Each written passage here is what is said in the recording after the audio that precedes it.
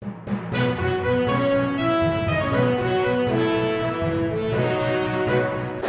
Hello welcome to LG entertainment. నా పేరు పవన్ కుమార్. ఏదో ఎక్స్క్లూజివ్ గా ప్రసాద్ ల్యాబ్ రావడం జరిగింది. కన్యాకుమారి సినిమాకి సంబంధించి హీరోతో మాట్లాడే ప్రయత్నం చేద్దాం.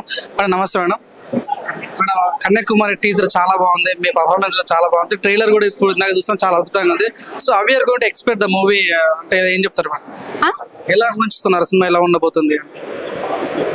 సినిమా అయితే బాగుంటుంది, నాకైతే చాలా బాగుందండి సినిమా.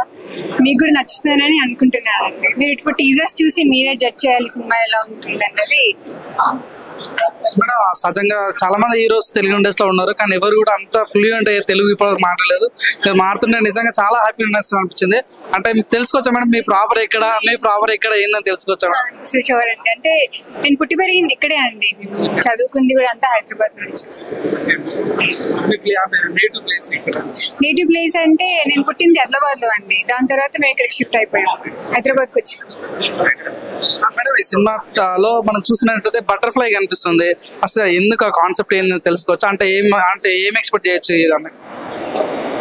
బటర్ఫ్లై అంటే ఇప్పుడు బటర్ఫ్లై లో క్యాటర్ పిల్లర్ నుంచి అంటే చాలా రిఫరెన్సెస్ ఉన్నాయండి, ఒకటానికి చెప్పలేను. కానీ బటర్ఫ్లై జర్నీ ఉంటుంది కదా, క్యాటర్ పిల్లర్ నుంచి బటర్ఫ్లై అంటే వింగ్స్ వచ్చే స్టేజ్ ఉంటుంది కదా లైఫ్ బటర్ఫ్లై. ఇది సిమిలర్ లైన్స్ లో మా సినిమాలో కూడా ఉంటుంది అనమాట.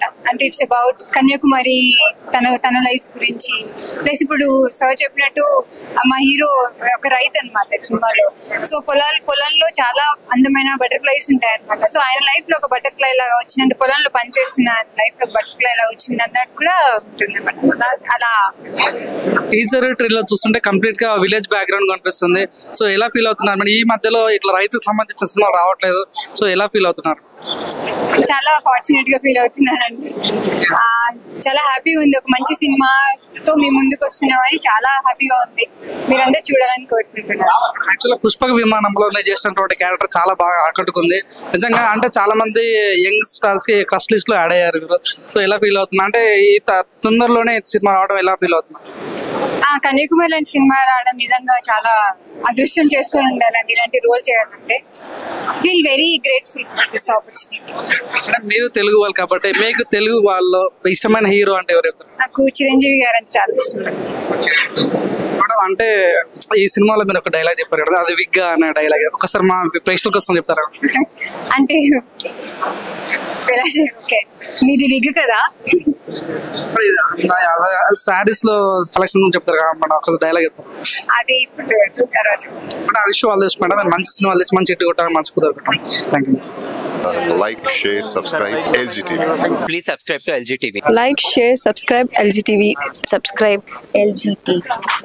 Please like, share, subscribe LGTV. దీన్ని మీరందరూ కూడా లైక్ చేయండి, సబ్స్క్రైబ్ చేసుకోండి.